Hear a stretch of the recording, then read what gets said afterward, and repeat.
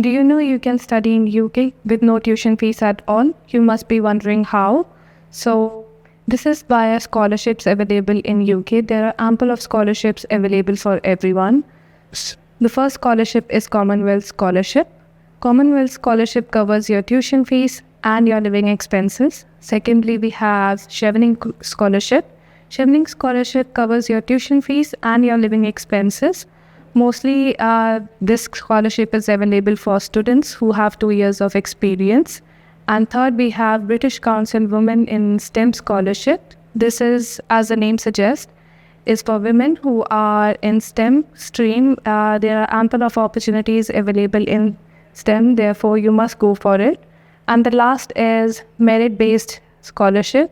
Universities in UK, almost every university today in UK is offering merit-based scholarship. Therefore, you must go for universities in UK. Also, a very good news is that a very reputed university, Royal Holloway University, is offering scholarship up to £6,000. So if you need any help regarding selecting your scholarship, your eligibility requirements, we are here to help you at II Education.